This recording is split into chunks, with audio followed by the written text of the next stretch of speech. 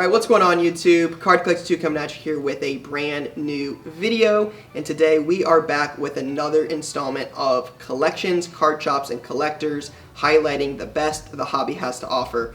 And today you guys are in for a treat.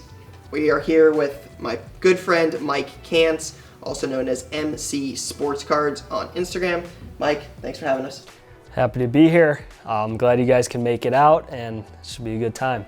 Yeah, I think you guys will really enjoy this. This is not something it's not something I put out there frequently, but there are really 4 or 5 people I look up to in the hobby. 4 or 5 people I admire for, the collections they've been able to amass, but really the people that they are and the way they do business. And Mike is certainly one of those people. We've known each other for a while, and Mike's story is really, it's incredible, right? What he's been able to build in a similar time as me. We both got in the hobby right around the same time. We'll talk about that here in a second, but I think this is one you guys will really enjoy because I've known Mike for a while, and it's a pretty incredible story. So first thing I always want to talk about is really like, how did you get started? Like I said, we started around the same time. I think you were in about 06, but just tell everybody, how did you get started in the hobby? Yeah, so in 2006, my sister got some cards at a birthday party, and she brought them home, gave them to me because she had no use for them, and I just started playing with them and sorting them, and from there started buying at Target, Walmart, building sets, and from there started doing, going to card stores, doing some hobby stuff, collecting just a little bit better cards, and Sure. Gradually working it up through the years. Gotcha. So I started about 06 as well. When you got in 06, was it mostly football? Actually, it was baseball mostly. Gotcha. Yeah, baseball was my thing. I was a huge White Sox fan, and Really? Baseball was just something that I took to more, and then football. I actually really didn't care for basketball much at all. So, yeah. So I started in 06, and it was like I said, it was football, but when I got into it, it wasn't never really a sets thing. It was more of like a collecting my favorite players, right? We're not far from Boston now, and I was a Patriots fan. I mean, I didn't live in Boston, but I could go to the local card store and buy early Brady stuff, right? And you didn't know what it was going to be worth later, but that's all I could afford then. So it was Tom Brady base, and I remember going back a few years ago and being able to buy, Brady, or be able to find my old collection, and there was like Brady SP Authentics, Brady SPX, that original stuff. It wasn't rookie stuff, but it was fun to see, this is stuff we collected as kids that was worth nothing, and ended up being worth a good amount now. Yeah, most of my sets I've built are completely worthless now, but they have this sentimental value. So one of the things I want to also uncover, because I think it's important to show like progression in cards, right? That this wasn't overnight, right? Yeah. This isn't something, you were able to build in 6 months of, buying and grading or camping out at Walmart, right? Yeah. This took you years and years. Yeah. So I'm curious from the origin story, right? So you started with collecting sets, going to card shops. What was your really your timeline for your cards, right? Because I've told my story about how I got on Instagram. Yeah. That led me, because of Sports Card Forum and Blowout Card Forum and things like that. That's how I got to Instagram, and then that took off. So where did you start, and how did it progress for you? Yep, so I started going, in 2007 or so, I started going to local card stores, going to trade nights, different events, meeting people, just local shows, and then around that time was starting to do some online forums, various ones, and meeting different people, and that's like the first time I would be mailing cards, and I actually have done stuff on YouTube before. Did you really? For a year or two, which was really interesting, but met a few people, did a few deals, and from that, then social media started getting a lot more popular, a lot of Facebook, Instagram, and I joined Instagram in 2014, and since then just a lot has changed with Instagram, and there's a lot of people that have been on there since the beginning, and it's been fun to watch them grow. Just someone like you and a few other people, but so just kind of got on to Instagram, and from there it's kind of blossomed to what it is. It's always crazy to talk to people that remember being on Instagram back when it was not nearly as popular as what it was. I always said, right, like, I was a very shy person. I never posted pictures of myself. I was, that wasn't my thing. So when Instagram came around, I was like, cool, I can post pictures of cards. It's just crazy what it ended up evolving into, right? It's like, you know, it became it essentially became the new, really, like, the online forums, right? Because I was on it, blowout forum every day, like, posting, you know, a new thread, like, hey, want to buy, you know, Trey Young, please PM me. Right? It's no different now. It's like people comment on your post, stories, and post it in your story, and everyone messages you. And all right, so I was distracted there, but one of the things you mentioned in your original comment was like you traveled to shows, right? You were completing sets, but obviously now, for anybody that's been to a major show recently, right? You've been to Dallas, Miami, the Wisconsin Dells show, a lot of the bigger shows throughout the country. Obviously, the National for so long. That's where you and I have met many times. Yep. How did you really get to the point where you were going to shows? I guess, when did you start going to shows at this, you know, setting up and doing what you're doing now? Like, how long have you been doing that? Yeah, so I grew up in Chicago, and luckily the Chicago area, there's so many shows, and the Rosemont show, which is twice a year, and the National. So I was kind of lucky that, like, those were in my backyard. Yeah, sure. So I started going to just the local hotel shows or 40, 50 table shows, and just from there kind of heard people talking about the Rosemont show, the National, and started going to these things, and it just, you know, since that I got the bug to go to these bigger shows. I learned that there's shows all across the country like this, and then just kind of started traveling to shows that are within driving distance, just a couple hours away, and from there then started flying to shows and kind of got addicted to the whole show scene with the trading, like everything I love to do was all live right there, no shipping, you know, face to face and connection, so it was great.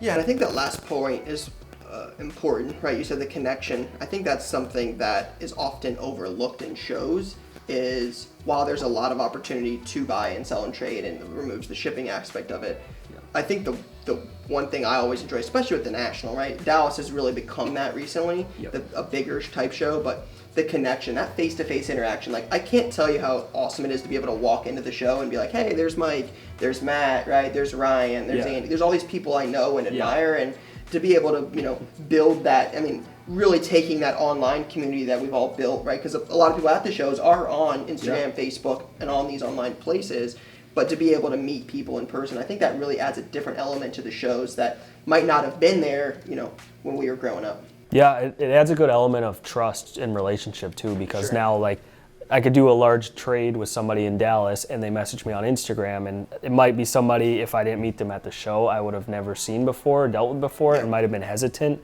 But now that I know them or did a deal with them, now there's just more trust. And I think doing that also on my end as a dealer, that people will see, you know, they'll see me at shows and they'll see that I do a lot on Instagram, and it established like that level of trust. So I think mixing the whole face-to-face aspect with the online aspect, they kind of go hand in hand, and it's great. Yeah, and I think it's important too, right? It's something like when I first started, I didn't do as much, right? I did the local shows, but I think being able to go to some of those bigger shows, right, and getting your brand out there has been huge, right? I mean, I can tell you when I go to the Dallas show now, I mean, you've got the premier stuff there, you've got the big cool stuff, right? Everybody knows you, and you're making all these deals. Like, I've seen some of the cards you're getting before. I'm like, where did you find this? And you're like, well, somebody knew I had this card, and they brought out this card. And I think that's one of the coolest things that I've taken from you before is, I'm sure we'll get into it, but like, you collect or you buy and sell things that I just think are so unique, right? I think you said it to me once, like, when you've got the premier type stuff, it also allows other people to bring out their premier type stuff. So when you get something that, like, hey, nobody's seen before or is on the market once a year or once every 2 years, it brings out other cool things and allows you to acquire really other cool cards. And it just kind of becomes like a cycle where you can always, you know, you're always involved in these really premier type deals. Yeah, so I've always been huge into trading, and as you know, and I've tried to get you into trading a few times, and not really my thing. So trading is great because you can take a higher end card, you know, like this Tom Brady refractor rookie 9.5. The pop is only about 32, I believe. And if somebody has a really nice Tom Brady collection and they need this card, and they would never in a million years sell some of their Tom Brady's because they're really rare. But if they have the opportunity to turn those into something better they need, that's how I can get some of that stuff. And then maybe those cards that they give up, somebody else needs one of those, and it kind of creates like a constant circle with that. So, trading is huge, and especially on these really big rare pieces, because not everybody can afford to just purchase it outright when it comes available. Sure. And sometimes as a dealer, trading is better than selling because just getting the inventory. And I think that what I was gonna hit on there is like you've told me before, right? Like if you've got this if somebody has, like you said, a Brady collection, they've got some really, really cool Brady stuff. Yeah. But they don't need the money. Selling them doesn't do them any good because there's nothing else they could buy. Exactly. But if you've got a card they want more than all of those, right? They're like, hey, I'm willing to part with these if I could trade for something like there, right? Because cash isn't always of interest to somebody, right? Somebody's like, hey, I've got these cool Tom Brady's. I don't want the money. I'd rather have the card. Yeah, exactly. So pieces like that allow you to, really get a feel for what people are willing to trade, and it brings cards out of the woodwork and really puts cool cards like that in the market and makes them available. Yeah, I mean, it's really simple concept, and I think a lot of people just don't get it sometimes with that. Trading is the way to go, and trading's kind of like the original art in cards. Yeah, it's definitely how I started, and it's weird that I ended up transitioning away from that. We still do trades from time to time in shop and at shows and stuff. But yeah, that's one thing I know. You and Matt, another guy we're gonna get on the show here soon, have done really well at is just trading. It's just a unique way to get cool cards without having to front load it with money. Yeah. So. But another thing I want to talk about, because I think it's important, is I mentioned you go to the shows, you're known there. If anybody's gone to one of the bigger shows, they would have seen you. You're on Instagram now. So I want to kind of talk about, in today's day and age, like you mentioned the creating the relationships, but when you're at these shows and when you're online and you're doing these deals, you're creating a brand, right? You've got your logo on your shirt now. Just want to kind of get your take on the importance of building a brand and how that has helped you in the current age of sports card collecting.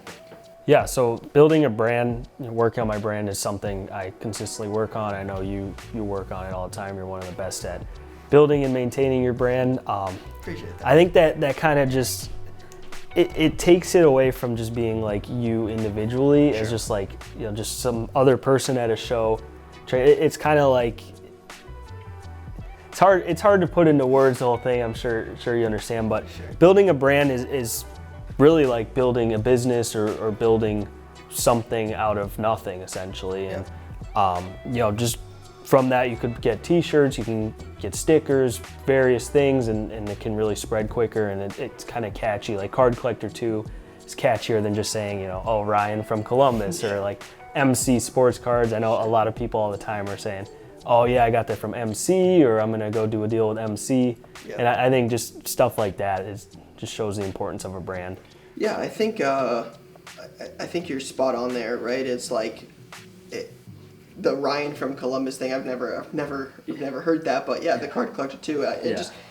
You mentioned it earlier, though. I think it really adds an element to things that like people might not think about, right? Like the trust factor, right? And like with the stuff you have and your notoriety in the hobby, it's like, hey, I've got this really cool, expensive card, right? We'll talk about it here later when we show some of these, but you've done some major type deals. I know there's a lot of like, especially you see it on Facebook all the time, we see it on Instagram, right? There's like concern with people in the hobby doing shady things, right? People are looking for someone that is not going to be any of those things, right? Someone that I can do a 5-6 figure type deal with and there not be any headaches, not worried about a lot of those things. And I think that's something that like you don't always like look at is like, hey, I've built this reputation that we can do flawless 6-figure deals without any issues. And I think people are looking for that, will gravitate to that at a show. So I think it's huge, right? In today's day and age. Yeah, I think just it all goes back to the element of trust and relationships, and just just people knowing that they could do a deal. No one's going to get ripped off. Everything's going to be fair. I mean, that's just really important to people, and keeping a good reputation. Agreed. Now, if any of you guys have listened to Card Talk, right, the podcast that I'm on, Mike was a guest early on in the show, and I've gotten a lot of great advice from Mike. So if you've never checked out that episode, I encourage you to do so. But one of the pieces I got from Mike once was that I struggled with early on was like letting go of a deal even if you're losing money. So something I struggled with early on was buying a lot of I remember buying a big collection 2013, 2014, don't laugh, of Monty Ball autos. It was this massive collection, and I bought it, and I remember, I think it was probably a week after I bought it, this dude got released, and stuff was trending down, and I didn't end up moving it all really quickly because I wanted to, maximize my money.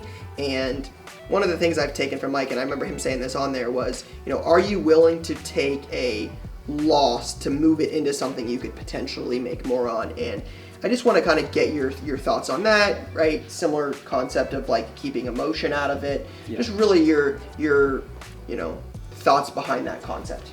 Yeah, so losing on a deal is going to happen. You're not going to hit 1,000 every time, and sometimes it makes better sense to lose and move on versus just hold and hope for the best, especially in your situation with Monty Ball, a younger player, who knows his future. Sure.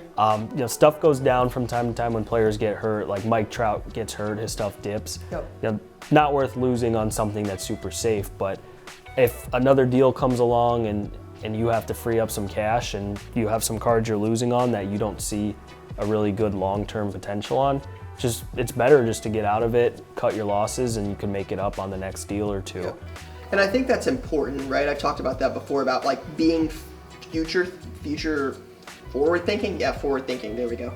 But being forward thinking can really help you in that, and that's something I struggled with so much early. Was if you bought Monty Ball, right, and you had $1,000 into it, and you only get $500. I think a unique aspect is hey, what can I turn that $500 into, right? Because if you could get a deal for $500 that you could turn into $1,500, you'd make up the whole loss you had and then some, right? It's about the potential you could do with the money, and I think that also goes into the point of again, something I've struggled with that I've gotten from you. That's why I find this interview so fascinating. Is a lot of what I've learned from Mike, but not getting to the point where you're card rich and cash poor, or cash rich, card poor, right? You've got to have things that you're selling, and you've got to have cash to be able to buy the next deal. Because when I first started my shop, not having cash, I remember a LeBron rookie jambalaya walking into my shop and not being able to buy it. Yeah. That's tough, right? Yeah. That card, those cards don't show up. So not being able to, buy it because I had so much in cards, I wasn't selling quick enough. So your thoughts on card rich, cash poor, and liquidity, things like that? Yeah, so I've always kept a really good balance. If I go and buy a really big deal and it eats up a lot of my cash, I might find some other stuff to sell just to bring that cash number up. That stuff might not be what I just bought flipping it. It might be something I've had for a while. It might be something I'm losing on. But I think just keeping that balance to where you can always hop on an opportunity is huge. And just really being able to swing most reasonable deals and being known for being able to buy them and no games, paying people. I think that also kind of helps build your brand of, 100%. Hey, this is somebody we can sell to. We know it's easy. 100%. I don't have to wait weeks for money. I don't have to worry about him being too low or all that stuff. Yeah, and again, we can talk about that in terms of online, on Instagram, Facebook, or in terms of in person, but that goes back to what we said earlier, that peace of mind, right? People knowing that you're easy to work with, you pay cash or check, whatever it may be, but you pay quick and it's not a headache. Mm-hmm. That goes a long way. I can tell you there are deals that have come to me that are hey, I heard you're easy to deal with, I heard you buy this stuff. Yeah, all the time. And they're cool deals and there's cool cards, right? Yeah. And I'm doing it on a much smaller scale in terms of the stuff I'm buying, right? We're going to show some cool cards here in a second that Mike's got, but when you buy really unique stuff like Tom Brady Bowman Chrome Refractors, those are big cards, and people like that talk, and they're hey, this guy buys cool stuff. I think it leads to endless possibilities when you're known and trustworthy, but that comes with having the cash flow and not sitting on stuff too long. Were you gonna say something? Yeah, so kind of on top of what Ryan was saying, it's just buying these cards, posting them on Instagram. I say this all the time, it gets so many people who message me saying, hey, I saw you've posted 10 Jordan autos in the last 2 months. My friend has one, I have one. So like, we know you're gonna be the guy for it. Yeah. So that ties in with the branding aspect too. Yeah. Yeah, so it's just all kind of works together, and it's been really helpful just posting things. And going to the trading aspect, you keep trading to get new stuff so you could post new stuff and therefore build the brand and get similar cards from people selling it. So it's like a never-ending cycle. Yeah, and I think that's an important piece of it. Like, right, like talks about, that's one thing I did well with like Instagram, right? It's like you would be amazed on what you could do with one deal, right? So you trade for these 2 cards, you post them, and then you trade those 2 cards for something else, and then you post them, right? And you're consistently posting, hey, acquire this new deal, and they're super cool cards like this. People with these super cool cards are like, well, hey, this guy might be easy to deal with. Yeah. Let's see what he's got. Yeah.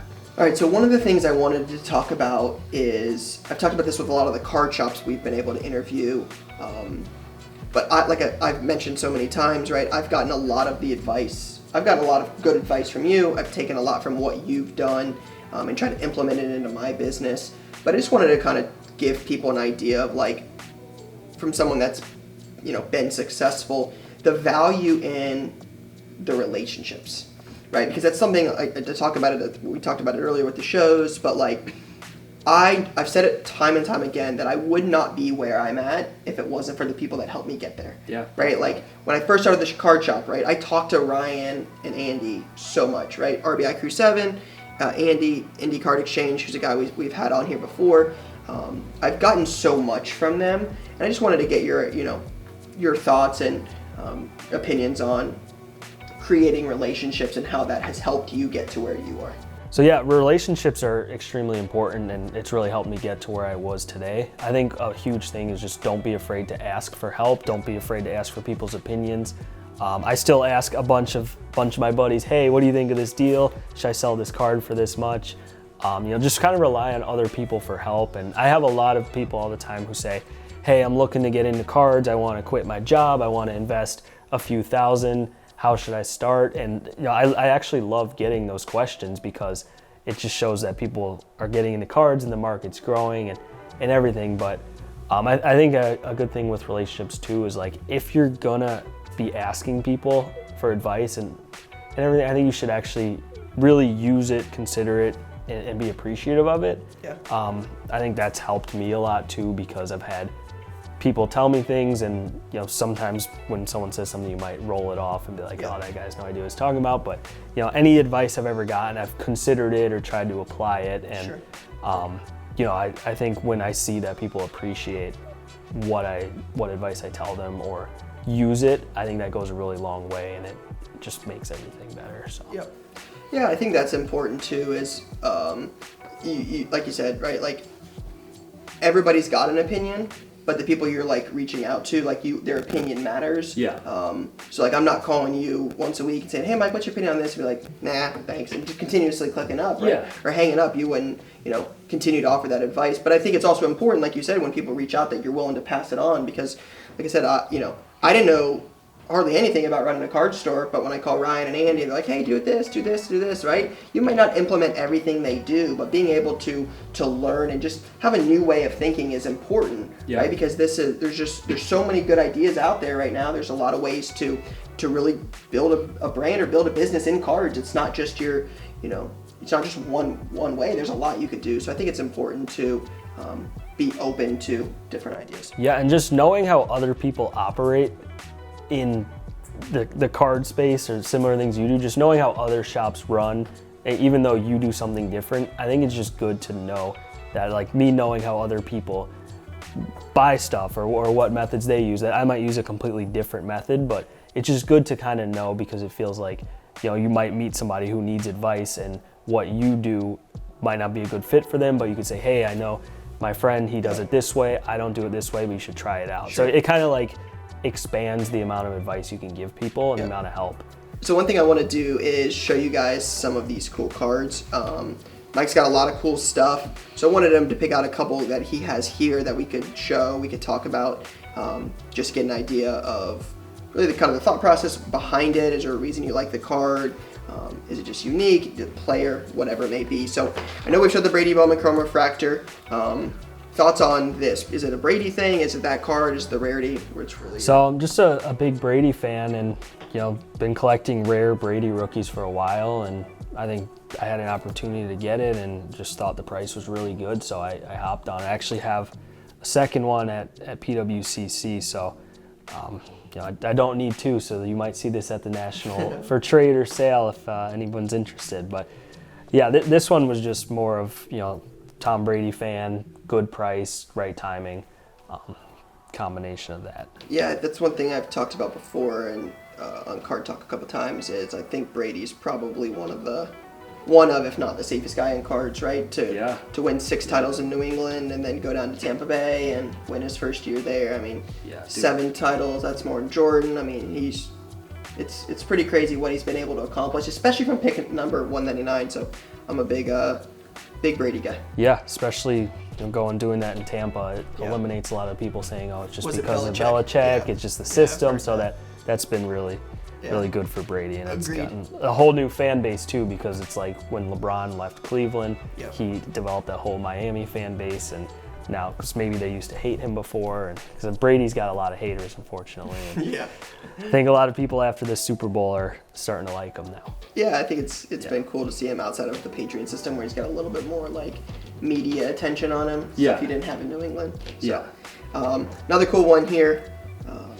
This is pretty crazy. So, Mike, why don't you tell us a little bit about this Trae Young? Yeah, so I'm a big fan of Trae Young. I've had a lot of really nice ones come and go since 2018 when his cards started coming out. This is one I've just kept all along the way. I just really like the uniqueness of it. It's a game-worn championship tag, which is a super popular set in Flawless, and it's numbered out of 2, and it's a rookie, and I just think that the card is just really cool. And Trae was lighting it up in the playoffs. Unfortunately, they lost, but finally was happy with my decision to stock up on Trae Young. Yeah, that's a cool card.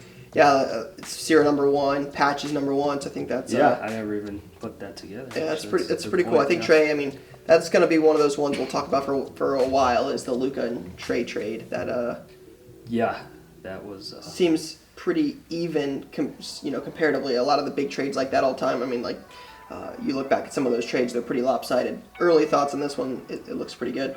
Yeah, I think if the Hawks would have made the finals and even won it, I think people would have started swaying the other way. I think it's maybe like a 60-40 split, Luka Trae, on who won it, but most of these things turn out to be like 90-10 or 100-0 or something. So this one will be fun to watch. So another cool one we've got here, Justin Herbert, NT patch auto.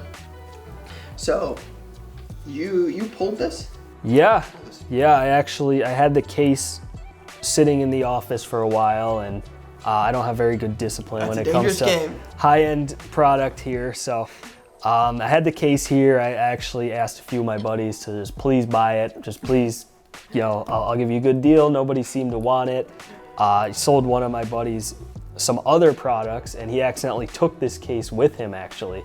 And he called me, and he's like, I accidentally took this case. And I was like, buy it, just get it. I don't want to see it. And he gave it back, and I ripped it, of course. And, last card of the last box was that. And without that, the case would have been tough, very tough. So it was really cool. And then being able to get a gem mint grade on it. Yeah, it's tough sets of grade. Yeah, so I guess it was packed fresh. So. Yeah, do you, Herbert, a guy you think will do much this year? So I like him. I think his division's a little tough though with Mahomes, and that's what I've always said. The card market for football is tough sometimes. So if Herbert doesn't come out, throwing 4 touchdowns a game, and they're 3-1, 4-0, I think his stuff might take a slight dip. But if he starts hot, I mean, the sky's the limit. We saw Luka cards, we saw all these other players, and I think the sky really is the limit for him. Yeah, that's the big thing with Herbert for me is, right, he's got to play Mahomes twice a year. Yeah. And are you picking, that's what I always ask, are you picking the Chargers to beat the Chiefs in the division? I'm just not. For the foreseeable future, I'm not going to do that. And so, unless Mahomes is hurt or something. Yeah, knock on wood. God forbid. Don't want to speak that into existence.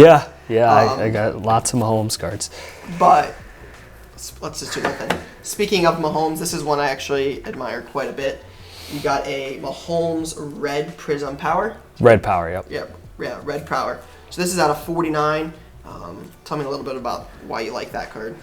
So I've been buying Mahomes Prism color stuff for a while. It's a lot harder to buy now, and it's a lot more expensive to buy now, but luckily I got into this one a while ago. I really like I've had it for about a year. I like the red on red. It seems like team color never used to matter as much, but now it's a huge thing. Yep. I think the Luca Blue Prisms kind of like amplified the whole Yep. team color market. And Agreed. yeah, I just think the red on red, when that's really the only prism color that's remotely close to red besides the retail red, which is like short printed to 7. I used to have one of those. Sold at the National the year before. It was good. That one's really nice, red on red, but this one will do. So. Yeah, I think it's a cool card. Mahomes is a guy I like. The red on red, I think is super cool. So yeah, that's a heck of a card right there. Speaking of heck of a card, Tom Brady 5-star 101 on card auto. Similar points to earlier, right? Brady stuff. I think his autos are. I would love to know the number, but I think the thing with Brady that I always found interesting was like a lot less autos than, especially growing up, right? For the longest time, he wasn't in all of these products. Manning always was. There were other guys, Favre. A lot of those guys were in there consistently, but Brady never had autos. That was the thing I liked about Brady is it seemed like his autos were few and far in between some of the other big-time guys. Yeah, so it's kind of like Jordan, LeBron autos in a sense with Upper Deck, to where they weren't released too often and it was pretty controlled. Him recently signing the Panini contract kind of brought a lot more autos back on the market, but there used to be talk that he was done, and that started to bump up his stuff. But the reason I like this card the most out of all my Brady non-rookie autos is that it's on card, it's tops. He really doesn't have a ton of tops autos, especially on card. He's got a few early ones, and I think really just 2014 was the only time he had some tops autos. So. All right, and then as we wrap it up, last card here, we've got Gretzky, Howe, and or triple auto out of 25. So this is a cool card. I don't know a ton of hockey, but this is definitely one I would love to own one day. Yeah, so I don't do a ton of hockey at all, really, just kind of the GOAT guys, and for younger guys, just really McDavid and a few cards here and there of other players.